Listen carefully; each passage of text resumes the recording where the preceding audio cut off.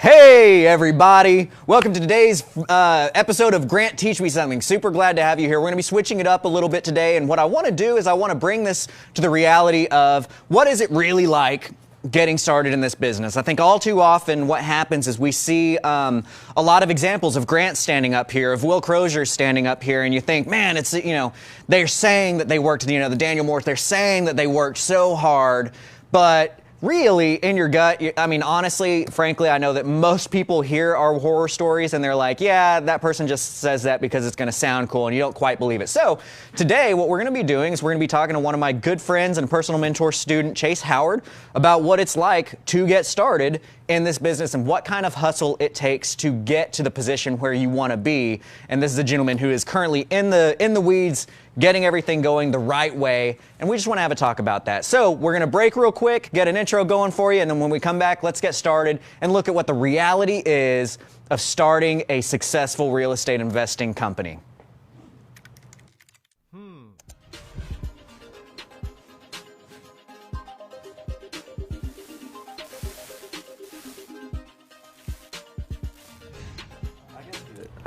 I gotta fill some big shoes, man.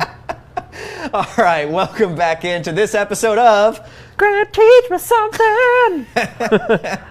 We got big shoes to fill here. This is Chase Howard. Yep. Chase Howard, say hello, everybody. What's up, guys? Hello, everybody. Welcome So, to Grant, teach me something. Yeah, I'm glad to have you out here, man. Thank And you. Tang, thanks for tuning in here. Matt, thanks for tuning in. Ronald, Tennille, good to see you guys. I'm glad that you're here. Kind of like what I said in this intro, getting into this, is that, I think anybody that's followed me for any period of time has probably heard my spiel where I say, like, hey man, for the first 18 to 20 months of my career, I literally averaged 15 hours a day, 7 days a week. That meant I didn't take Sundays off. That meant I was showing houses on Christmas Day, which literally is true. Christmas morning, showing houses, that kind of stuff. And as I said before, I see the reaction, right, that you guys have when I say something like that, and I know, as somebody who sits here and listens to people talk and sees all of the marketing on Facebook that people want us to believe is going on, and you just kind of assume that I'm probably fudging that number a little bit, right? It's just really as easy to assume that, okay, well, Grant thinks that it's going to sound sexy if he says he works 15 hours a day for the first 18 to 20 months, and that's how he's trying to get his, whatever, authority here or whatever like that. What people don't really want to accept is that that's the truth. That, I literally worked that hard for that long to get to a position where we were able to set up and have this, curve of successes that has led us to a position where we are today, where we do have the things that we want. Now, I'm bringing Chase on because Chase is one of my personal mentor students, started with me a few months ago, 3 months ago, 2 months ago, something like that. So.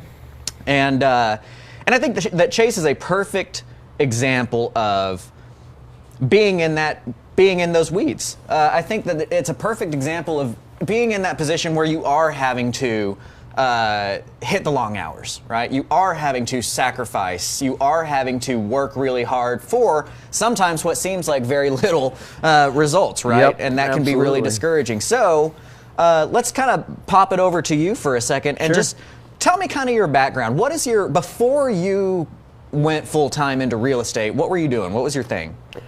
Dude, it's hard to know where to start. I actually started my career with AT&T, and as a lot of my other investor buddies out there know, there's several of us actually that started with AT&T. So we have this core group. We're all AT&T guys. But I worked for six and a half years at AT&T, and then I actually went to the oil field.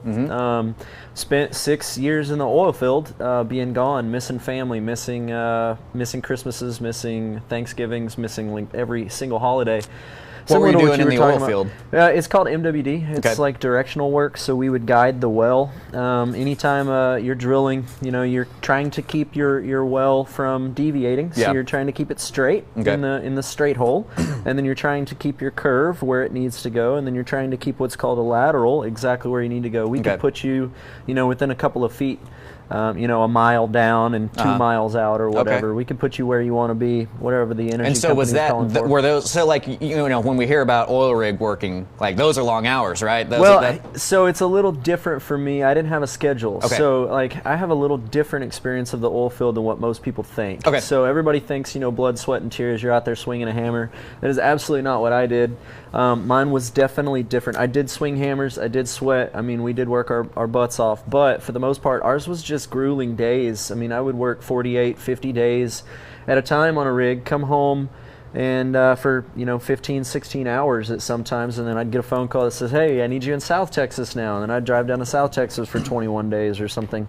But there was never a schedule, and essentially what I did was I sat in a house that was on location, and I put together equipment, a computer, or several computers, mind you, but we would guide the well with our technology, essentially, that we used. So what was it when you were in this situation?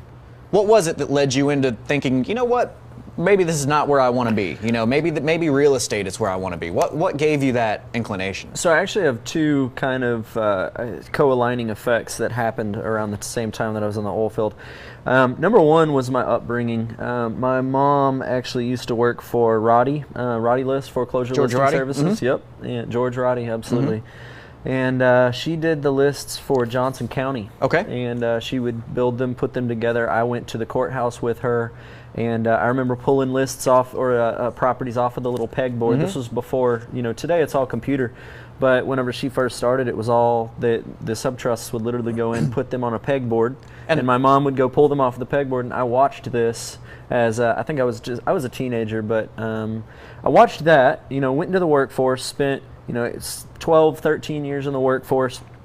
While I was in the oil field, the second effect that really made me decide that real estate is the direction that I wanted to go was, I'd honestly say 90% of the guys that I worked with out there blew money like crazy. I mean, everybody had a new truck, everybody had a new house, everybody had jet skis and boats and everything that you could imagine, which is cool if that's the direction you want your life to go. But when you're making $300,000 a year and you ask me to come buy your groceries, something's wrong. Yeah. So that's kind of, my mindset shifted immediately whenever I started recognizing that all these dudes are making so much money, but they're not doing anything with it. What can I do to preserve my future and to make sure that I'm setting my family up for their future? And I don't want to do this. I don't want to be gone Christmases and Thanksgivings for the rest of my life. I've got to figure out something else to do that takes me out of this constant hustle. And little did I know at the time that this was going to take me out of the fire into the frying pan, or vice versa. Because, dude, I'm working my butt off now too. Yeah. And I don't want to let anybody know that I'm not working anything less than what I was before. Because sometimes it seems I'm working even harder now than I was when I was in the field. But it's the mentality of you work now like nobody else, you live now like nobody else, so that you can live later like nobody else. Absolutely. When you were working that hustle for the 9 to 5, right, the oil field, which so many of you guys are in.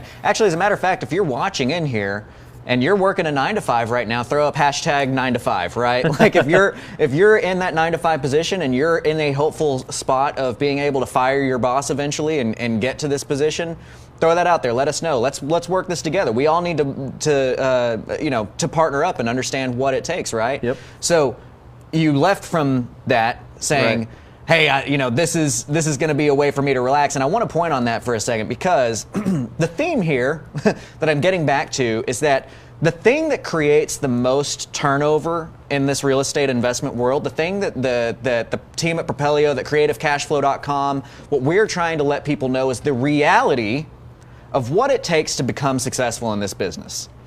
The number one reason for this turnover that we see, the number one reason for burnout that we see, is unrealistic expectations. Right. Okay. So what happens is so many 9 to 5ers see the Grant Kemps talking about, oh, look how much we're doing and blah, blah, blah. They see the luxury cars, they see the big houses, and they don't, and they see the relaxed life that gets to come with some of that sometimes, right? And assume that that's just what real estate gives, and you don't have to work as hard to get there. Right. And so what happens, they'll quit the job, get into the business, see that it's actual work, get burned out and leave. Right? Yep. And it takes a special person to be able to handle that.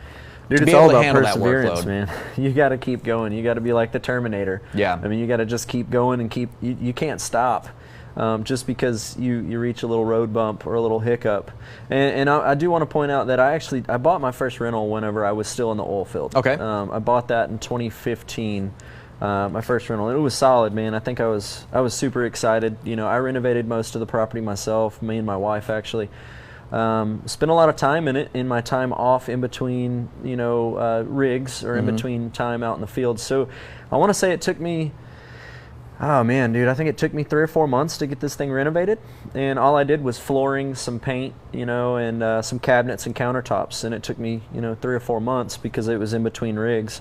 But whenever I got that thing rented, I remember thinking, oh wow, I'm making like $250 a month extra cash flow above and beyond all of my expenses. This is the greatest thing in the world. Now, was that a gross or a net number? That should have been about a net number. Okay. I didn't take CapEx or anything out of that. I mean, that's after taxes, insurance, But the before mortgage capital payment. expenditures. Before capital expenditures, right? Capital expenditures being crap that you got to do to your rental. You got to replace the AC when it breaks. You got to replace the sliding glass door. That kind of stuff. Yep. So I was super excited about it though, and realized maybe there's something to this. Looking back to my mom's old auction days, which my mom never did buy a property. I mean, she took me to a bunch of seminars and stuff, but she never did end up buying any kind of properties. But I remember a lot of the training and a lot of the learning through the seminars and things like that I went to with her. So I went from that rental, seeing that, dude, I'm cash flowing. Like this is awesome. It's like another job, right? It's not much, but if I do this times 10 or times 15, I can start making a little bit more money, a second job, right? So one mentality that I love to have for those of you who are in the 9-to-5 job, and it looks like we may not have many 9-to-5. I didn't get any 9-to-5 hashtags, so good for you guys if you've already quit. But if you're watching this on the replay here, one thing that I like to think about whenever you talk about stuff like that, so $250 a month is not that much, but what is that? That's $3,000 a year. Yeah. What if every week your boss walked into your office or up to your cubicle and you said, you know what, you did a good job this week. I'm going to give you a $3,000 raise. That's pretty cool. That's awesome. Right? Yeah. You'd work pretty hard for that. And if you can do that, 1, 2, 3, 4 times a month, that really adds up. Absolutely. Quite a bit. Right? Yep. And so you saw the possibility of what that rental could offer you, right? And that was appealing for you to move into this business to do this more. Did you buy any more properties while you were still working in your 9-to-5? We did, and I say we now because at the time that I bought my next property was actually with my business partner before we left the oil field. So the partner that I now have, Britt McMullen, shout out there, but he and my tenant called me, and it's property in Burleson. And tenant called me and said, "Hey, dude, these people next door moved out in the middle of the night. And I don't know who the owner is, but it's trashed. The place has just got stuff everywhere." And so I saw it as an opportunity. I was actually in West Texas, somewhere. Where was I? Balmorhea? Anyways, I don't remember. Just somewhere just north of Fort Stockton. But I'm in West Texas. I get the phone call, and I said, "Dude, I'll be home in like next weekend or something." Is whenever I thought I was going to be home. Went over there, and whenever I went to the house, I saw an old man holding a beer in his hand, pulling trash out of the house, leaving it on the curb. And I walked up and I said, I own the property next door. Would you be interested in selling this one? And he said, absolutely. He's tired. He wants to get out of the rental game. This tenant's just trashed it. All he wants to do, and his words, not mine, he said, all I want to do is I just want to go home and drink. I'm so tired of dealing with this crap. I've already made my money on this house. Yeah. I think he said he bought it, 30 years ago for like $20,000 or something. Yeah. He hardly paid anything. And so he had already made all of his money. And so I, at the time I said, well, let's, I didn't want to make an agreement, honestly, with the dude that's been drinking. So we had briefly talked about numbers, but I said, hey, I'll meet you here tomorrow and I'll bring you a contract. We'll go over numbers again and we'll go ahead and sign a contract. And the first thing I did when I showed up the next day, or the first thing he did when I showed up the next day, was he offered me a beer. I was like, dude, I don't know if I feel right about signing contracts with a dude while we're drinking. Like that doesn't jive with me. So I told him, hey, let's hold off on that and let's get this agreement signed. Signed the agreement. I didn't have the money for it. I knew I didn't have the money for it. So I went to my boss at the time, Britt McMullen, and I was like, hey man, you have a rental. I have a rental. Let's go flip this house together. And that's exactly what we did. And that essentially started our business together. That's awesome. We joined up on that one property, flipped it. We didn't make much. I want to say we made like maybe 12 grand or something, 13 grand. But we saw that and realized, like, if we could continue this, let's go ahead and leave our job. And again, I had a wrong, not necessarily a wrong mindset, but I had a unrealistic mindset in that, yeah, man, I'm going to get away from this 45 days gone, and then I'm gonna the moment I start doing real estate full time, it's just going to be me working deals, and then I can go home at 5 o'clock every day and visit with my family and spend Christmases and Thanksgivings with my family, which hasn't really been the case. I've been working my butt off, and it definitely is not all green pastures, right? There's definitely been some roadblocks. There's definitely been some rough patches, and honestly, we're still not out. I mean, I'm still hustling every single day. You got to take the next 24 hours. How long have you been doing this? How long have you been doing this full time? So I left the field in, I believe, in 2016. So like 2.5 years. Okay. Yeah. So that's one of the reasons why I wanted to bring you in here, as we hit on a lot of gold during that last section that I want to kind of dissect. Briefly, real quick. Hello, Melody. Hi, Lacey. Thanks for joining in. I'm glad to have you guys here. One of the things to think about here is that you contracted that house before you knew where the money was going to come from, right? Yeah. Right? That kind of mentality, and Tang Wen said earlier, grit. That is a great word for it. Tang, it's you got to have that grit. You got to have that. I'll figure it out. The phrase that I like, I've stolen from a lady that I used to work with a long time ago. The phrase is, you jump and the net will appear, right? A lot of times in real estate, man, you've got to get the deal. And if you've got the deal, the money will appear. In this case, a primary example, you didn't know where the hell you were going to get that money from or how it was going to work, but you knew as long as you have a contract that's saleable, you're going to be able to get that done. I think that's a really good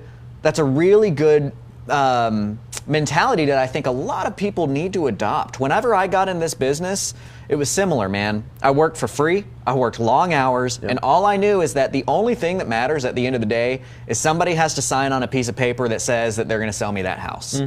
That is the only thing that matters. It doesn't matter what your website looks like. It doesn't matter if you have business cards. It doesn't matter if you've got a fancy email address. What matters is getting somebody to sign on a piece of paper that says that they're going to sell you a house. Right. All of the other crap is peripheral and doesn't really matter, right? So I love that you had that mentality. When we're talking about the reality of getting started, when we're talking about the reality of what it takes to become a successful real estate investor, it's that mentality that, hey, we're going to make it work no matter what. We're going to point out the things that we can do, and we're going to successfully push to get there. Now, you also saw the opportunity for a partnership there, and that's the next thing that I wanted to talk about. So Britt McMullen, who I believe I saw comment here a minute ago, another really great guy. I really like working with both of you guys. Y'all had a previous relationship through that, and you found a yin to your yang. That's always what I talk about, right? You got to find somebody that has the thing that you don't have and complement each other. Right. You had a house. You had the ability to go out and contract that property. He had the ability to finance that property, right? Yep. So you found the yin to your yang, and you were able to get that deal taken down together. Yeah, so it was interesting around that time frame is that I didn't, I contracted it after listening to a ton of different podcasts and reading, at that point I'd already read several books, and we joked about this earlier. I don't actually read books. I just audio books. Yeah, I do a lot of audio books. Actually, you know what? You comment, I don't know what I'm supposed to say. Can I say that I read a book if I listen to it on Audible? See, I think you can because... We're getting, okay, good. We got one yes from the studio. You let me know in the comments. Can we say that we read a book if we listen to it on Audible, or do we have to say, because every time I say I read a book, every time I'm like, I read this book. Well, actually, I didn't read it. I listened to it on Audible. So I read a lot of books then. Okay. It makes me sound really smart, right? Even though I don't actually read them, I just listen to them. But yeah, that I'd kind of dissected quite a few books by that point and determined that, you know what, I just need to start finding deals. And Britt and What are some books that you dissected at that point in well, time? the first book I ever read was Rich Dad, Poor Dad. Me too. Super gold, man. I absolutely loved it. It wasn't necessarily it wasn't a tactical book. It was more of a mindset. It's an inspirational book. It's not a how-to. Right. Super good book, though. And then Richest Man in Babylon was another one I think I'd already read. The ABCs of Real Estate Investing I had read while I was out in the field. While I was out in the field.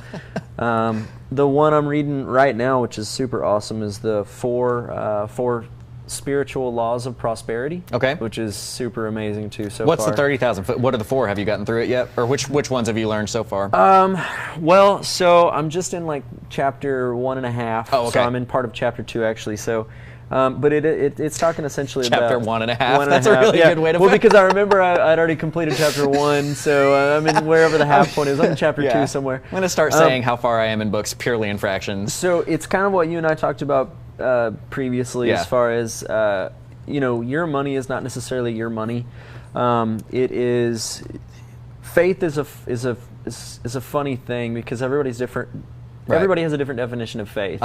And so faith with money comes completely different than what most people associate it with, in that, I don't have necessarily faith that all my bills are going to get paid, but I do have faith that money pays my bills, right? I don't know how. It's kind of a different mindset shift that you read the book, because I'm obviously not explaining it the best, but so you don't have to go out and seek the money. You just have to know and do every single day what it takes for the money to come to you. So in other words, take every 24 hours and just continue to hustle and grind. And as long as you feel successful, as long as you tackled what you were supposed to in that 24-hour period, then you just have to continue hustling and moving forward. And the money follows that. So that's kind of the faith behind the funding, or faith behind the money, is that I'm not working for that money, essentially. I'm working and doing what I know and doing what I love to do, and then the money will follow. So it is a little bit of a mindset shift. That's the principle number 1. Haven't gotten to 3 or 2, 3 or 4 yet, but that's a good principle to have, because so I'm stealing a phrase from somebody. I met with James Jenkins for breakfast a couple of days ago, and he referred to something that I'm going to steal going forward. He calls them RGAs, revenue generating activities, right? What are your revenue generating activities? What are the things that you're going to do that ultimately lead to money? That's part of what can be confusing for somebody in the business, right? Is how do you define, are you wasting your time on a website versus are you actually doing something that's going to turn into revenue? And that can be a challenge, right? That can be very challenging to figure that out. Melody's asking the book's name. What was the book's name? The 4 Principles? Four Spiritual Laws of Prosperity. The 4 Spiritual Laws of Prosperity. Golden book. And actually, I want to give a shout out to Kimberly Ware in here. She says, "Getting ready to jump." I love that. Getting ready to jump. That's getting ready to jump and have that net appear. Hey, we're here to help. We're here to help you get to that point. That's what the Propelio Academy is, at propelio.com/academy. It's resources for you to learn how to get this stuff going. That's what we're doing today. Resources to help you learn how to get going. Look, I've been there, done that. Chase is being there, doing that, right? That's what we're talking about. We're in different stages of our careers, but they're all leading to that same path. Kind of like you were saying, hey, we're going to focus on activities today, and the money will follow that. These are those activities that you need to focus on. I want you to understand what this really looks like, right? So take a look at that book, 4 Spiritual Laws of Prosperity. Sounds like a really good one. Pretty solid. And just to kind of circle back around to your partnership with Britt McCullen, and then we're going to take a break shortly after this and get into some other aspects of the reality of this business. When you got into that partnership with Britt McCullen, McCullen. Yeah. I mean, I don't know why. Anyway, so you found ways that complement each other, and one of the challenges in having partnerships is figuring out how to divvy out those responsibilities. You might have perfect complements to each other, but if you are sitting down and constantly looking at the same work and doing the same job, you got 2 people doing one job. And I want to get into that kind of thing after we take a break, because that's a very important segment of how this business actually works. If you're going to have a partnership, that partner needs to complement your strengths and you need to complement their strengths, okay? So let's take a break real quick. We'll come back and talk a little bit about complementing each other, getting those partnerships, and getting to that point of success.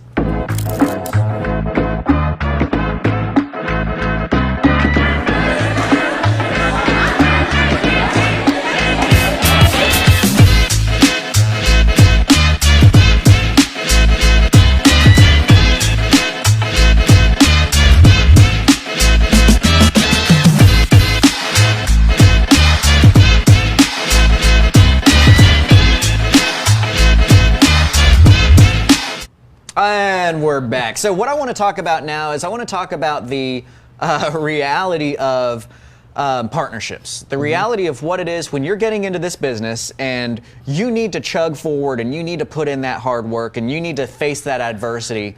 Many, many times that can only be done with a partner, okay? I speak from experience, being that whenever I got into this business, I got into this business with a partner. I quit my job. I had my 9-to-5 job. I did similarly. I had done a deal whenever I decided to quit my job. And by the way, let me just sidestep for a second. Okay, so sometimes I do this Inception thing where like we go like 4 levels deep. I'm about to go a 3rd level. I promise I'll bring it back. The most successful people I know in this business are the guys who did a deal and then said screw this and quit their job and then jumped and let the net appear, okay? Right. Do not interpret that as me saying, Grant told me to do a deal and then quit my job. That's not what I'm saying.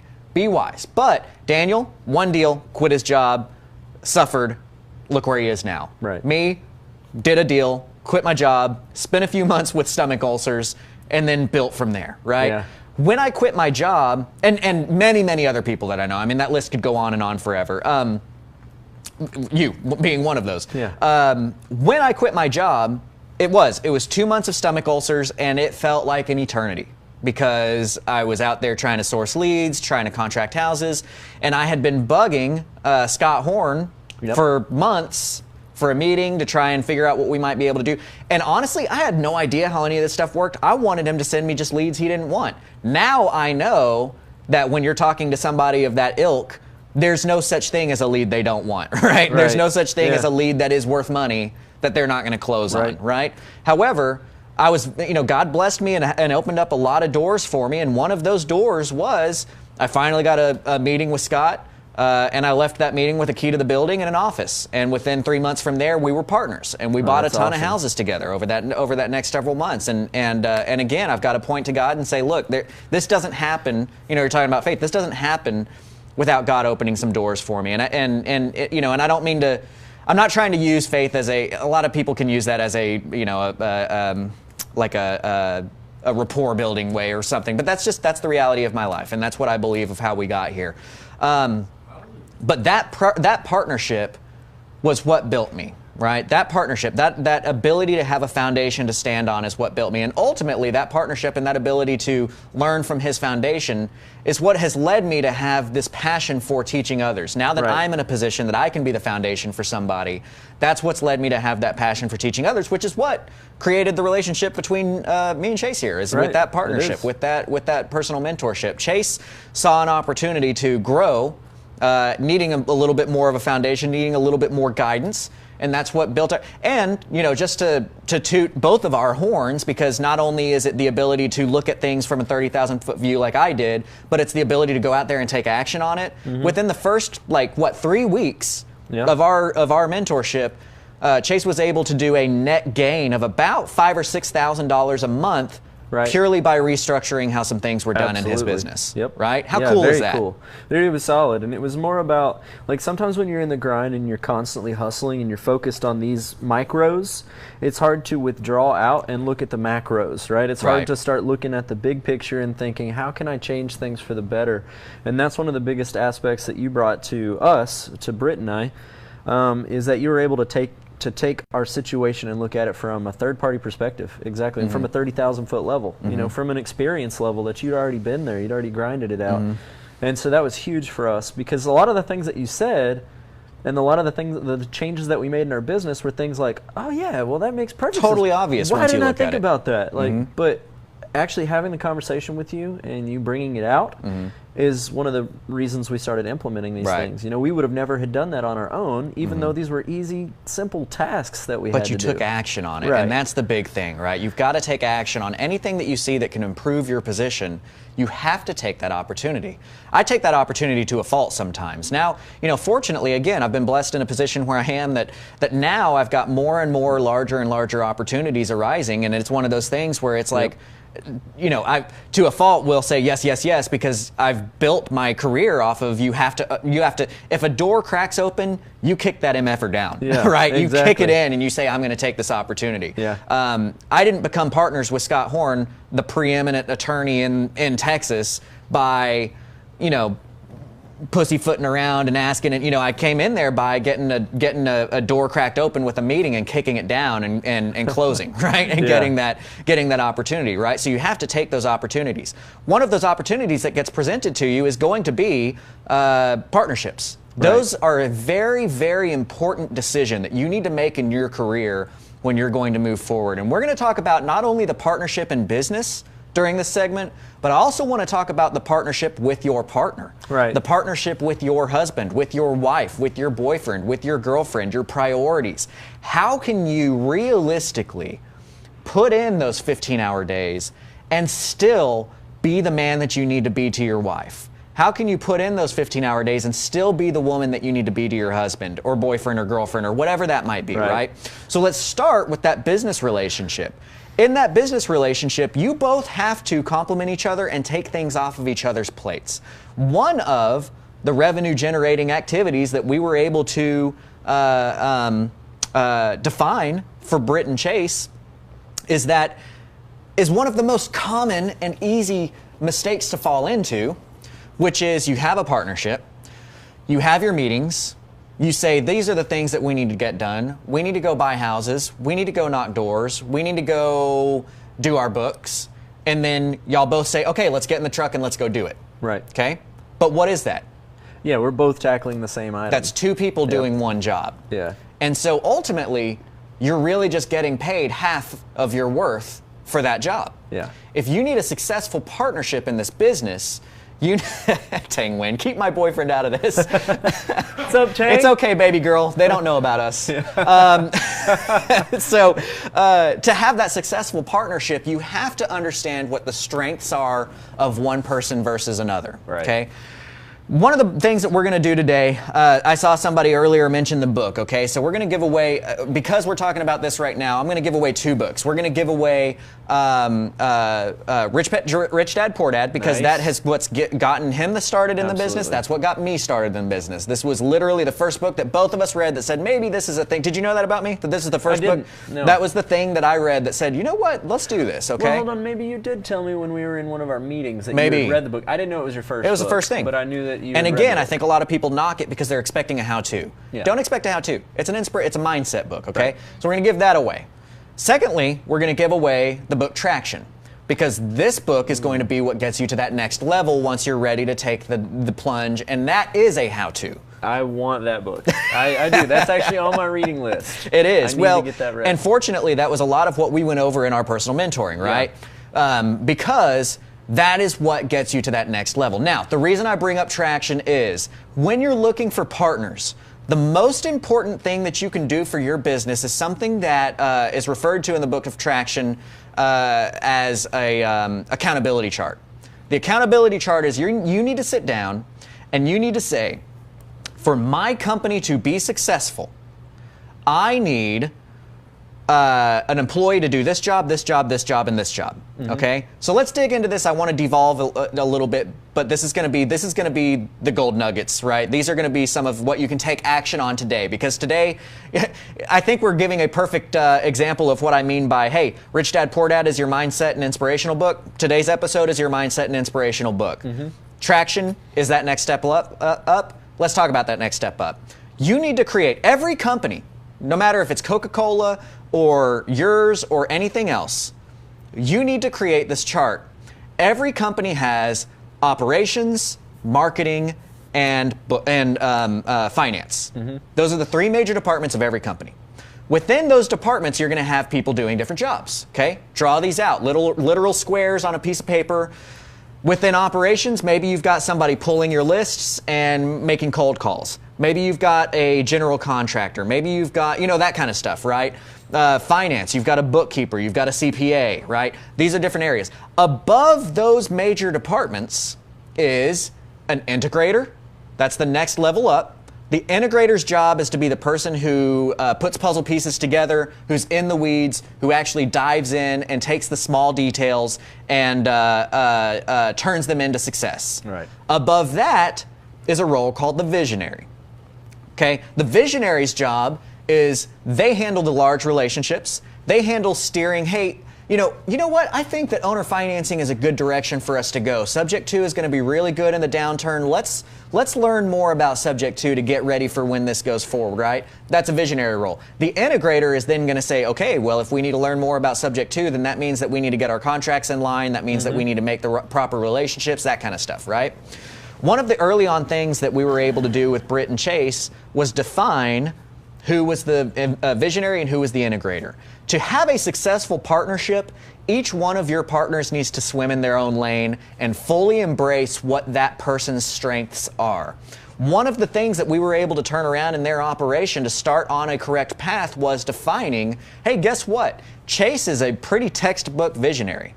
Britt is a pretty textbook integrator. They were already, I think honestly, that's one of the reasons, or the main reason probably, that y'all signed on with my personal mentorship, is that I sat down in your office and within 10 minutes I said, okay, so are you the guy that does this, this, and this, and are you the guy that does this, and this, and this? And they were like, I think the words you used, you're like, dude, you just turned to page 50 in the book of Chase and Britt. Yeah, I did. You know what I mean?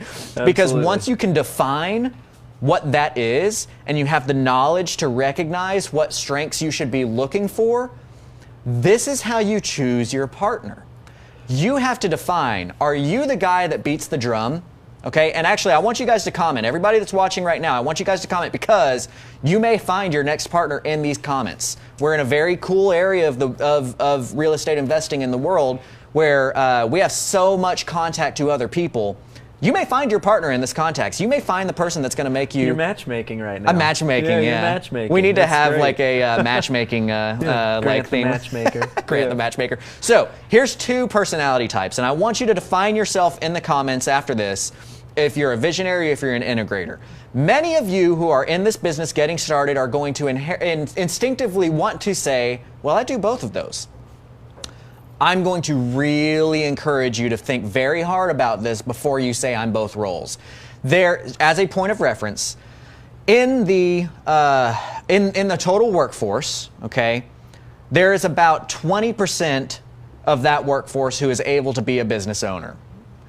Of that 20%, about 5% of those people are an integrator. Integrators are a very, very rare breed. Of these people that are integrators, the people who are both an integrator and a visionary, is a fraction of that. They exist. You may be that guy. You may be that girl. But I'm going to really encourage you, if you instinctively want to say that you are both, you're probably not, and I need you to think harder about this, okay? Yep. So, visionary's role, again, you're going to be the big picture person. You're going to be the person that says, this is the direction I want to go. But when they start talking about the weeds, getting in there and actually doing the 1, 2, 3, 4, that's where you lose interest and you fail at it. Now you may force yourself to do the 1, 2, 3, 4s, but eventually you know. In other words, if there's an action that needs to be done every day for the rest of your life, are you the guy that, okay, we can do this every day for the rest of our lives, or can you do that for about 4 months and then it falls off and you stop doing it? That's kind of a visionary thing, right? Are you the big relationship person? Are you the person that goes on the meetings? Are you the person, for instance, Chase is the visionary. Chase is the guy sitting in this chair that we're talking to today, not Britt, even though they're equal partners in this partnership, right? So that's kind of that visionary role. You see the big picture, you make the direction, you push towards that, and you give instructions, and everybody else kind of puts things into play for you. The integrator beats the drum. The integrator is the person who, hey, the visionary is going to have 20 great ideas every week. The integrator needs to look at those and say, that's the one that we're going to act on, and I'm going to push this down to our staff to make that happen. The integrator, if something needs to happen every day for the rest of your life, the integrator's got no problem with that. They can map out what that looks like, right? So please, put down here, are you a visionary or are you an integrator? Wade Vanderbloom is an integrator, and Wade, are you looking for a partner? I'm going to reply to your comment, and I'm going to say looking for a partner. And if so, say yes. And there may be somebody there that's going to be able to help you out with that, right? I'm curious what Tang is. I am curious what, you know what, I'm not curious. Tang. Tang's a visionary. Is he? Yeah. I can see that. Fred is the integrator. You know, and I know and Eric, right? Fred and Eric, right? Yes. But Eric is also, so everybody kind of has their own roles. Tang is the big relationship guy. Tang is the guy that everybody knows. Right? But you may not know that Tang has a couple of other partners. Right. Because those partners are out there getting the stuff done, whereas Tang is doing a phenomenal job. Tang's sitting here on the computer. Computer. That is his job. He's creating that big partnership. He's creating that big relationship, right? Yep. Because, you know, even to peel that veil back even further, right? And this is going to be kind of somewhat douchey and congratulating. But by being on this video cast right now, that is in some small way creating a relationship between me and Tang, right, between Chase and Tang, and those are the types of relationships that grow to help us both be more successful in the future. That's a very visionary type of thing to do, right? Yep. So when we started looking through this, and Jason asked, can someone be both? And I want to go back and say, yes, somebody can be both. I addressed this kind of at the beginning there, where it is very, very, very rare to be both. Yeah. So you can be. I've known one person who's both, okay, ever.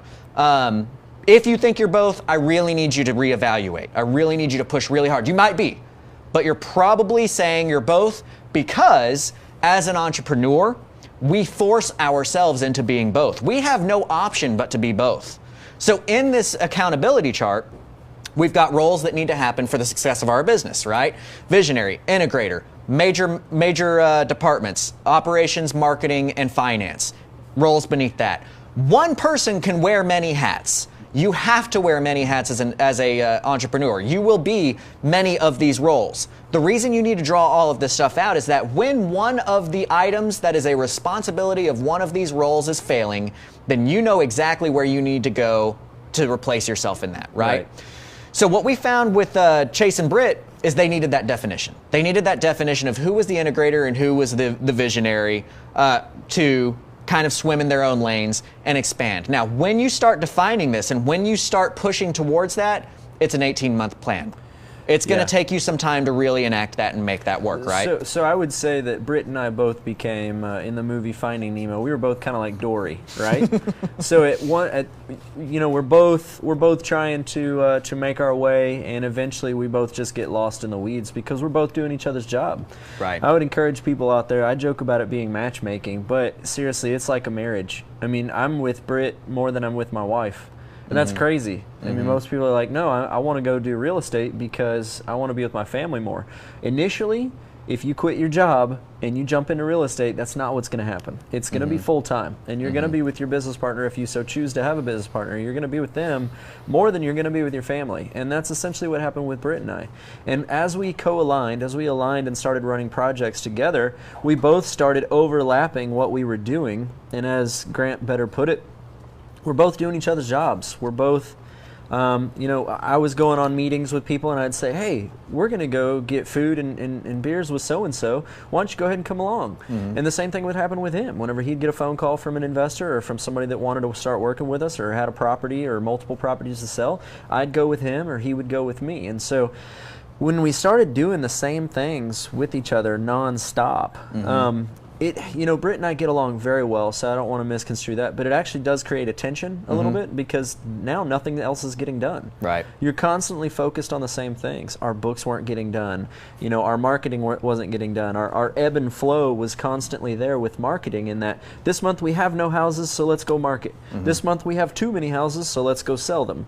And so it was literally just teeter-tottering back and forth every single month. I want to point that out because that's so important. To keep a consistent pipeline, you have to be consistent on your marketing and consistent on all of your efforts because that's what happens. You market, you get a lot of houses, you stop marketing. And then you sell that house and you say, oh my gosh, I don't have a pipeline. And so you start marketing, which takes time to drop. And then you get a bunch of houses. And so it does become that teeter-totter. And dude, we know that. Like, these are things that we think about and we're aware of it. But when you're both doing the same job, you're both focused on what you're doing and not necessarily how do we work better together, that kind of thing falls through the cracks. And you end up having situations where, we're just like Dory again in Finding Nemo, where we don't really know what we're going to do or what the next step is because we're both constantly working on the same things.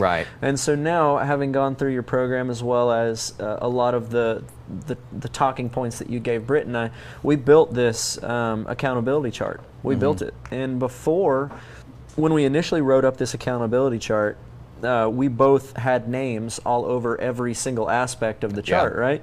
And so you look at this chart, I think he was red, I was green or something like that. You look at this chart and it was lit up like a Christmas tree. It was red and green all over. And I mean, it was under the visionary integrator, it was on, the sales side, the marketing side, the finance side, an operations side. Literally, it was just red and green everywhere. And so we had to sit down for damn near a whole day. Yeah, And, it takes a day off-site meeting to do this. And dude, people don't realize how many different small aspects of your day-to-day and of your business that you're actually doing, but not necessarily focusing on. And so whenever I would look at a spreadsheet and then he would look at that same spreadsheet and we'd come up with the same answer, well, we just wasted 30 minutes of doing the same thing that just one person could have handled. Yeah. So when we built this accountability chart, we had to start separating it. Okay, I am in charge of leads and marketing and big relationships as a visionary.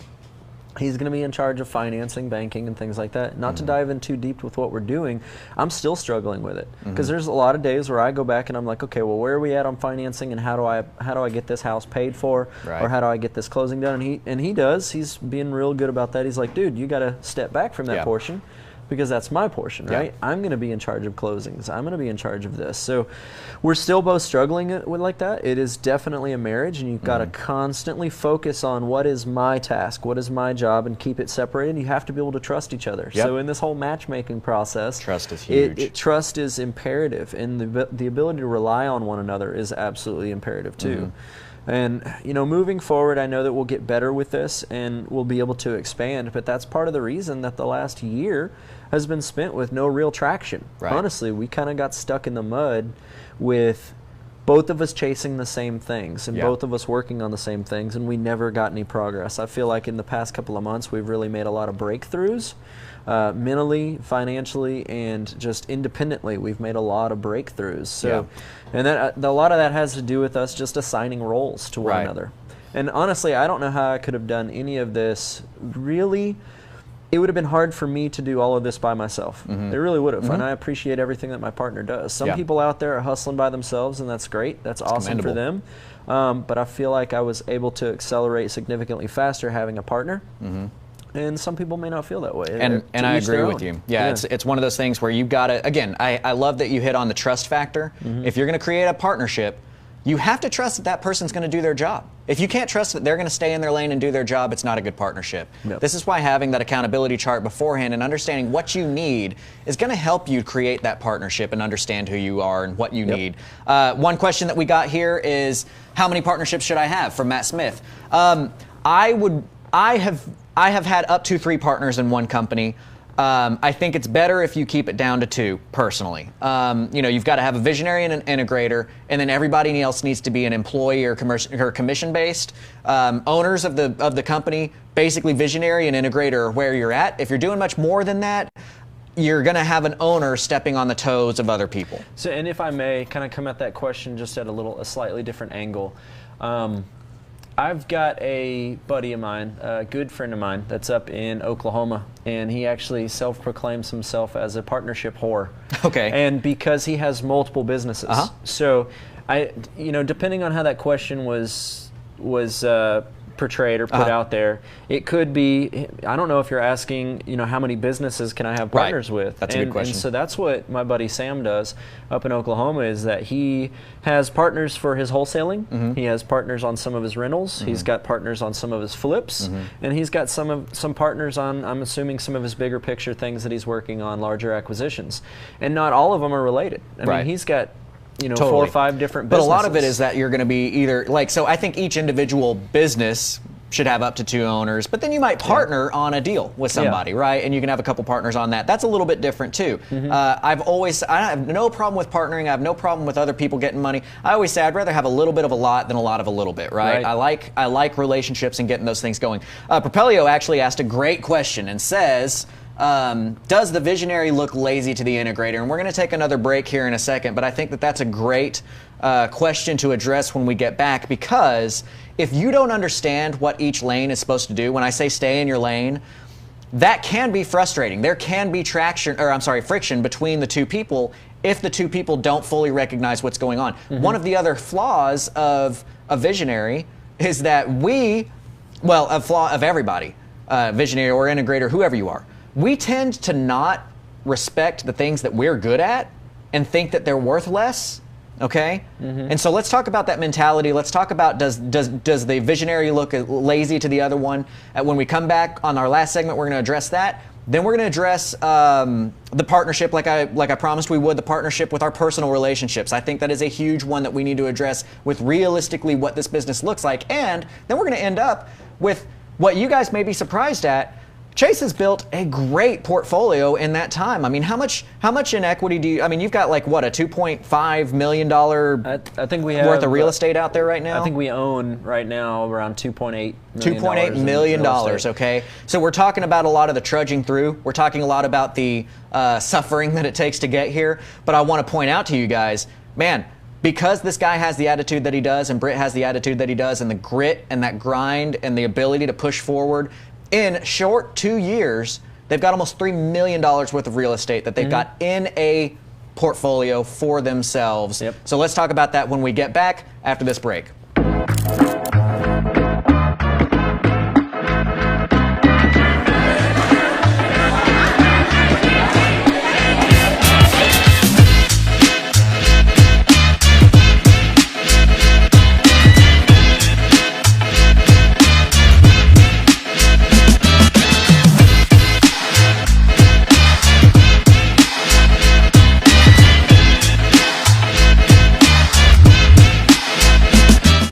And welcome back. So the question that we want to address, thank you, Travion, for this fantastic question of, does the visionary look lazy to the rest of the team?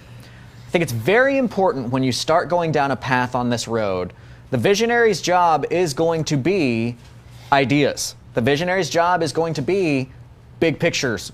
It's going to be big relationships. A book that I want you to read Traction first. That we had a question. Okay, yes, you should. I do recommend do Rich Dad Poor Dad first if you need a mentality shift, and then do Traction. Once you read Traction and you're looking into your integrator relationship, there's a follow-up book called Rocket Fuel. Rocket Fuel is purely about the visionary and integrator roles and how they interact together. If you guys are on the same page and understand what the responsibilities are of each other, there should not be friction there. You should be able to say, the integrator's job, as a matter of fact, should be, hey, I need to take more things off of your plate because you need time to think, right? Yeah. My time to think is when I drive. I put 33,000 miles on my car last year, and I realized the reason why I don't mind that is because that's my time to think. That's my time to think, listen to music, kind of focus on something. I don't like taking calls while I drive and that kind of stuff because I need that time to game plan, right? So that's a really good question. What I want to talk about now is, as we talk about partnerships, and I saw a great, Jeremiah said, thank God for my wife, she's an integrator and keeps me focused. Oftentimes, you will have that marriage that is able to do this together. There's Jason and Teresa Riney. If we want to tag Jason and Teresa, I'm giving them a shout out here because they do a great job. They work together, and they go out there and they do this business together, and it works well for them. I spent the first like four months of doing this. My first company's name was Grannon, which was Grant and Shannon. I thought it was going to be both of us, right? How creative. I'm super good at names. That was before I realized how to name a company. Yeah. It took me a few months to realize, like, I had this epiphany one day. I was like, oh, you don't care about this at all. Yeah. Like, this is not like, and she's like, oh, okay, this will be my thing. That's cool. Now, that adds a challenge, right? The challenge is we, as the guy or the girl that's out there doing this, we see, hey man, we got a $2.8 million portfolio in this last few years, right? And I want to be ultra clear, right? 2.8 million, that's the value of the homes. Right, I've probably got 1.4 in leverage, 1.6, somewhere in between 1.4 and 1.6 in leverage. Gotcha. So what he means by leverage is debt, right? When you've got debt on a property, you're leveraging that debt for gains. But still, that's. I mean, we're you're a like millionaire. 55. I think well, we're like I guess 58. a half millionaire if you got a partner. Yeah, I think we're 58% leveraged, maybe 60% leverage somewhere. Which is not bad. Is not bad. But just to be clear, that's how when you've always got to look kind of deeper into things, right? There's debt. Some of this debt isn't at favorable terms, but it got the deal done, right? And that's important. So there's more to the story always. But this hard work gets you there. We see the big money. We see what's happening. We see what's going on. We see what's happening on a daily basis. If your partner is not in this business, they don't see that. And that can add some friction and that can add a challenge. That was challenging to our marriage going through this. I know that this has been challenging for your wife going through this. For sure. That is a very common issue. Even some of the, well, I don't know. I don't want to, without knowing if people are okay with me, I don't want to name any more people. But I know there are many more people that you see on all of the Facebook posts and you think, man, they've just got it all together. And they're struggling with how their spouse or how their boyfriend or girlfriend feels about this. And you have to make that priority from the very beginning. This is one of the very important things that you have to decide going into this business is what is your priority? Yeah. What is your timeline and how are you going to treat that? Okay. But I do want to touch base on back to the whole partnerships and then the laziness of an integrator versus a visionary.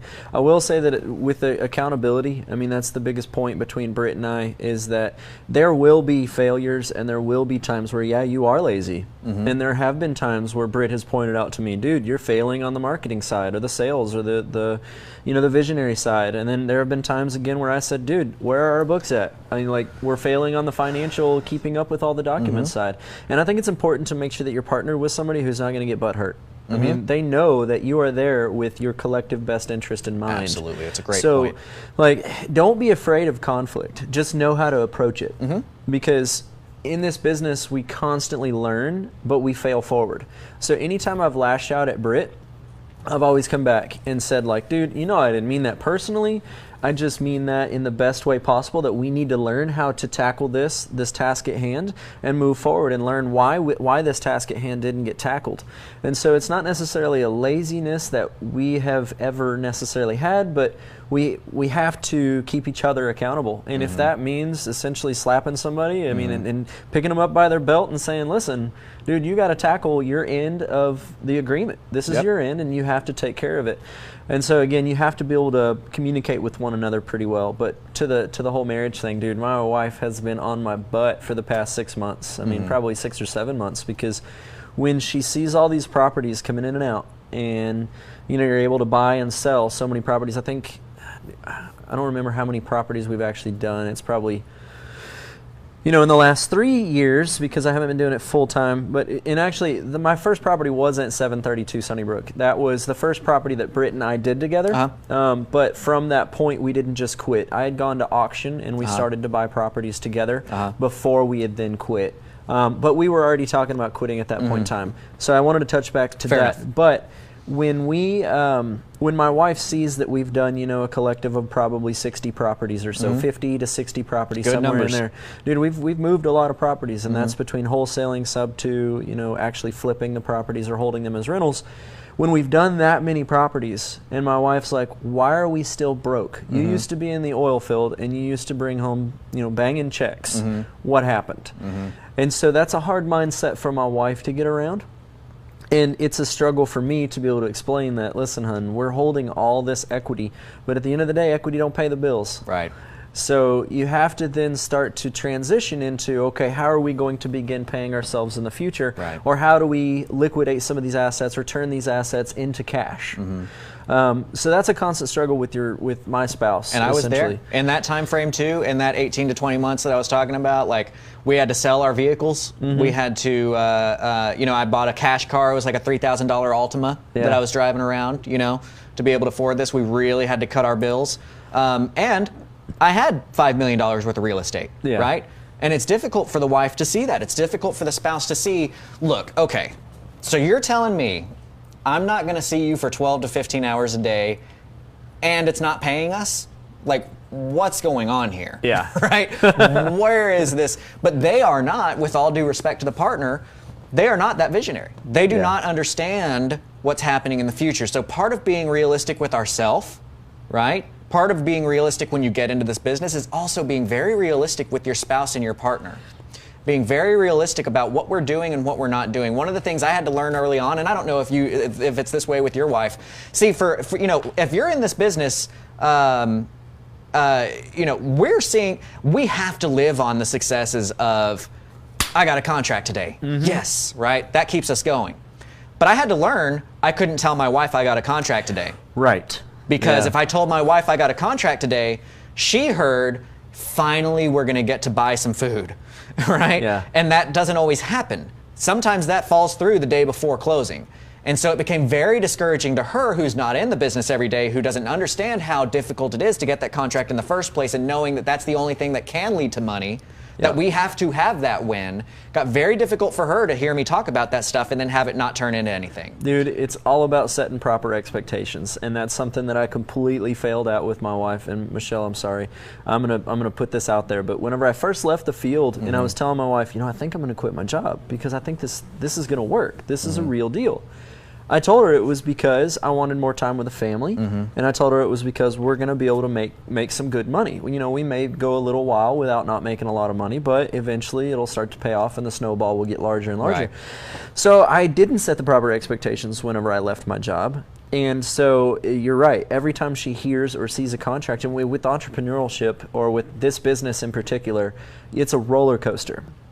Monday, I may have a dude come and say, yeah, I'm going to sign your contract this afternoon, and we all know if the contract's not actually signed, it's not a deal. And so I go home. Well, we all know that if money hasn't hit the bank account, it's not a deal. Yeah, it's not over till it hits the closing table. But, I go home and I'm talking to the wife like, yeah, this guy's actually going to sign the contract today, or he did sign the contract today, whatever the case may be. And then something happens. It's got a lot of foundation issues, or the closing gets delayed, or something ends up happening, and it's hard to explain that to a spouse who is, my wife's a teacher, by the way. So like, she's not in real estate from day to day. She doesn't know the process and the struggles that I actually go through. And so it's kind of hard to explain those things to her. She just hears, are we getting paid or are we not? Right. And I'm like, no, we're not getting paid on this one. Right. So we're going to have to kick the can down the line again. So it is a constant struggle, but I do think when you're planning on leaving your position, you need to set the proper expectations. And I appreciate you bringing me on the show today, but that's one of the biggest things that I want to get across to people is that it is a struggle. It was not all rainbows and lollipops like I thought it was going to be. Eventually it will be. Right. I mean, obviously with almost $3 million worth of real estate, we're going somewhere. But it is going to be a struggle. It is going to be a process.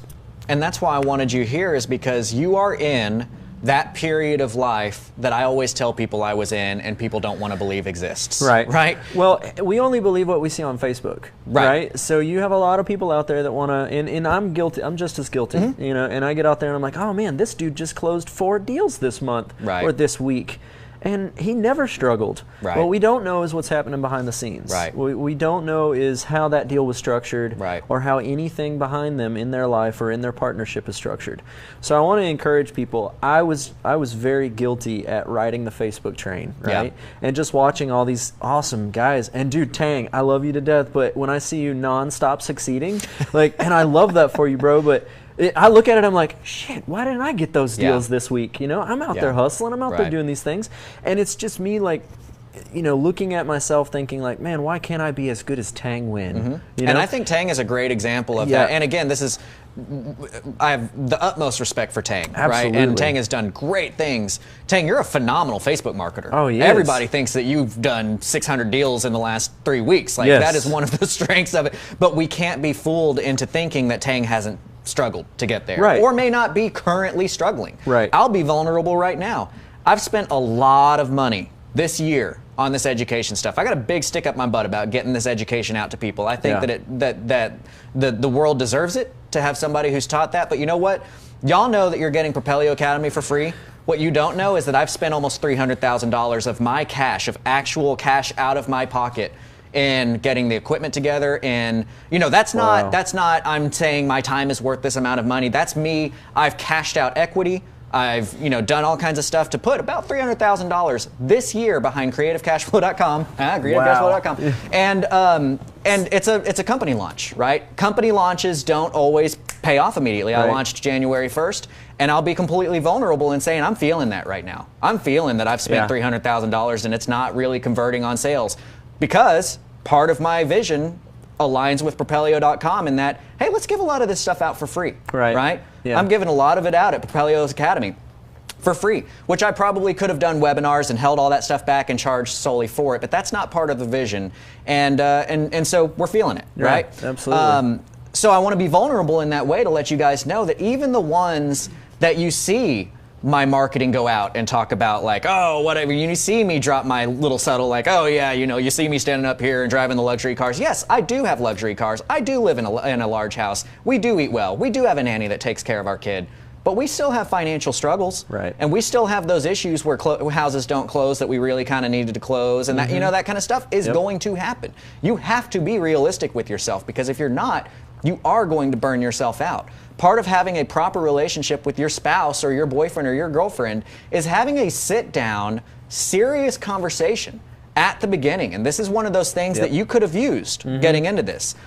I was very fortunate. I've got a phenomenal, wonderful, way too good for me wife who's a very godly woman. You did marry up. I married up. I was wondering when I met her, like, what is she doing with this dude? I know, right? I don't get it. Literally, one of the ads that we're about, because she does modeling now too, one of the ads that I'm about to run is like, how did this guy, and I'm like, get with this girl and like one of her modeling, learn my negotiations techniques at CreativeCashFlow.com. That's a good sales point. Well, I mean, it's true. I wouldn't have gotten her if I didn't know how to negotiate, right? I got up.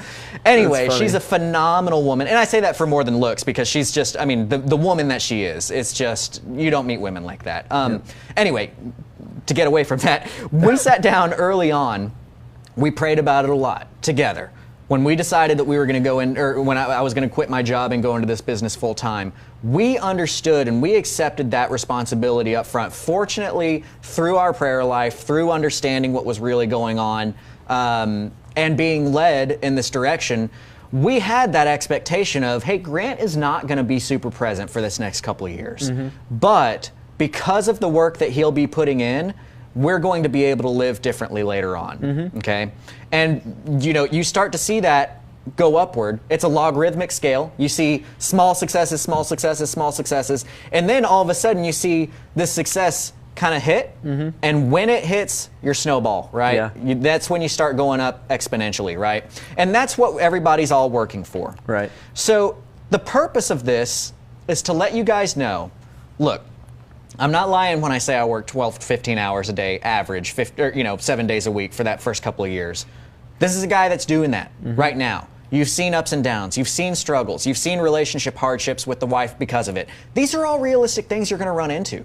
You're going to run into times where you realize, oh crap, I got into a deal that I shouldn't have gotten into. How am I going to get out of it, right? That's part of the need of having a good exit plan, like we teach with all the creative stuff at CreativeCashFlow.com.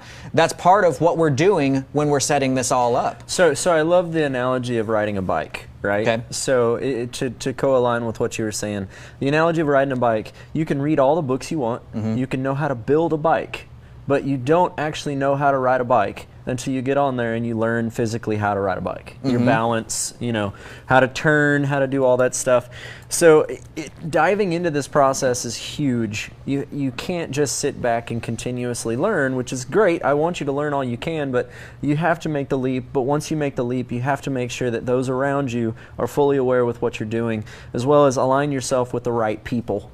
If I didn't have the network that I have right now, dude, I would have cried and failed a long time ago. But I've got brothers and I've got friends and I've got other investors and people like such as yourself, and I could give 100 different shout outs, but when you align yourself with like-minded individuals, you're the average of the 5 closest friends you have, right? But when you align yourself with like-minded individuals, they'll keep your motivation going strong, even when you're failing.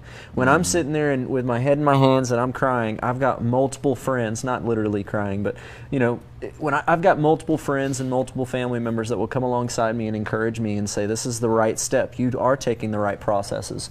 But they would not have been there had I not set the right precedents before I left my job and said, guys, this is what I'm going to do. Do you think I should do it? I've got a good friend of mine that owns a business. Actually, this is his hat right here. But he told me, dude, you're never going to jump, and you're never going to be comfortable with jumping until you jump. Like, nobody ever sets themselves up perfectly before they jump, right? There's always that transition period where you're like, maybe should I jump? Maybe I shouldn't jump. But the day that you jump and you continue pushing forward every single day, it'll be the most gratifying day. Honestly, like, I have no boss, and I love that. I'm still in the trenches. I'm still working every day, but at the end of the day, man, my son's got pneumonia right now. If I want to go home right now after this, I can. Ultimately, I still can. That's a very important part to, and we'll start wrapping up here. So, but I think that's a really good ending point, right? We've talked about some of the struggles and some of the challenges here, but guys, legitimately, we get to make our own calls here. If you need to go, like for instance, I see my kid every day, right? I see my kid every day. I'm not on an oil field for 40 days or whatever. Guys that I know that are in this business, even those that are struggling or in this area, which honestly, 95% of the people out there are somewhere in this stage, right? Do not feel that you are alone. Again, without having permission from the people that I've spoken to, I know a lot of these big dogs in the industry, and we're at a level where we have personal relationships with these big dogs where, you know, I was just vulnerable with you saying, hey, we're feeling that cash crunch right now because of how much I've put out, and it's just not converting the way that I would have hoped. Right. A lot of these guys that you think are just everything's all put together and they're just killing it money-wise, it's still there. It's still a struggle, right? But guess what? They get to pick their kids up from school, right? If you need to take a day off, you can take a day off. A lot of the reasons why, you know, I went to Japan for a month last year, you know, a couple of years ago. I'm going to Japan again for 3 weeks in a few months. You know what I mean? Like, I go on a vacation, and this is, you know, but I go out of town, out of state, typically like once a month, someplace, right? You are afforded some pretty cool lifestyle by doing this, right? You are afforded a $3 million portfolio if you're working your ass off to get there. Right.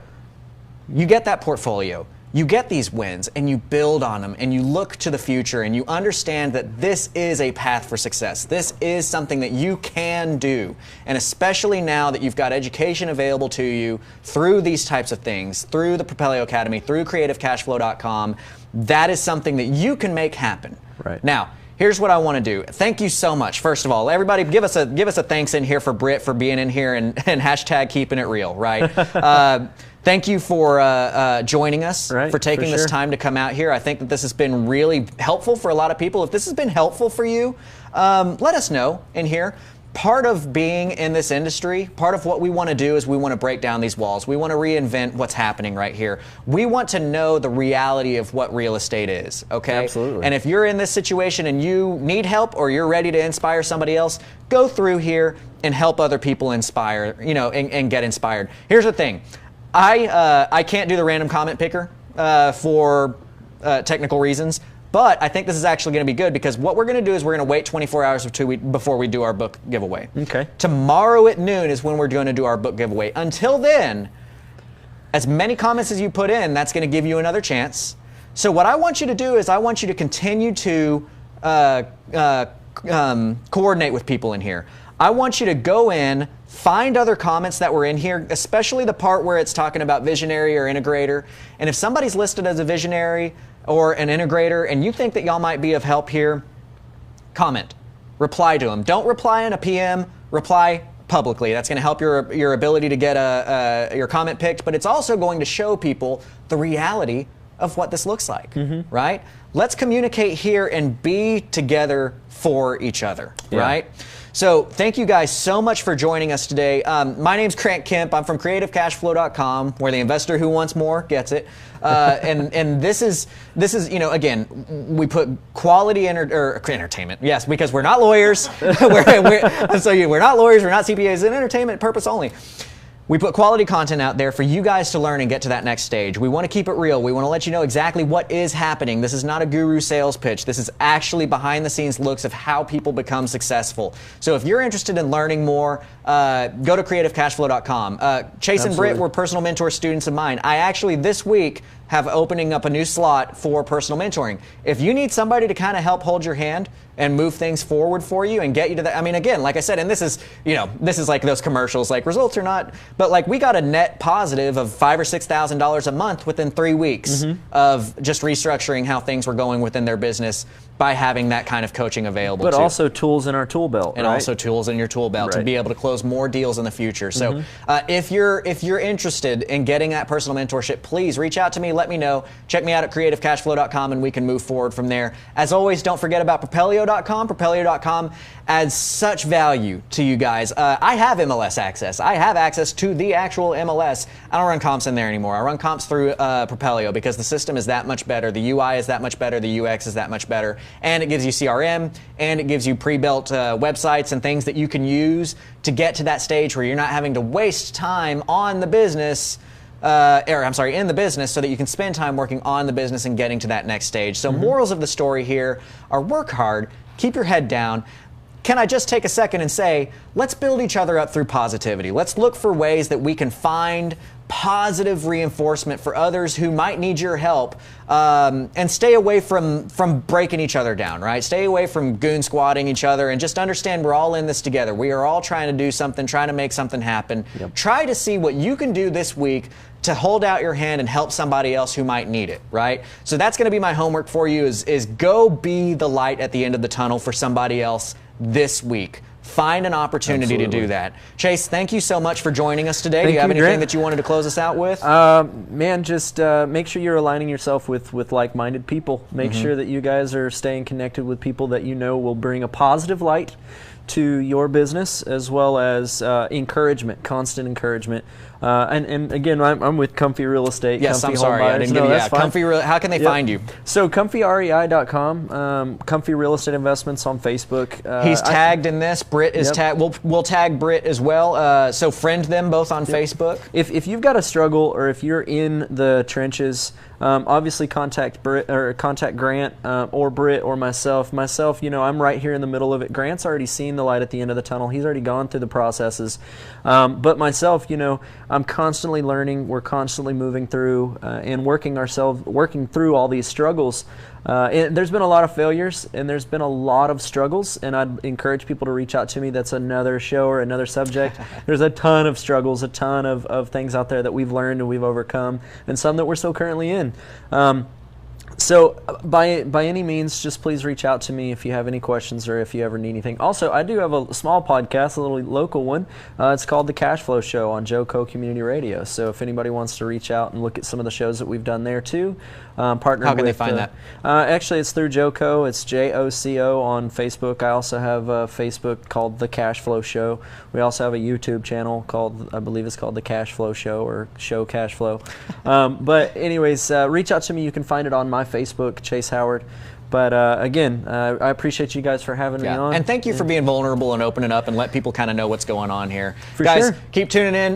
Next week, we will be back, same time, same place. We'll be getting back more into some of the to-dos, right? We talked about there's inspirational as well as, 1, 2, 3, 4s. Typically, the show is a 1, 2, 3, 4, but I think you guys need to have those moments of inspiration, those moments of understanding what the reality of this business is, and so that's what we kind of took a moment out to do. So thank you again so much, Chase, for being here, and we will see you guys next week for Grant Teach Me Something at 11 a.m. on Wednesday. Teach me something.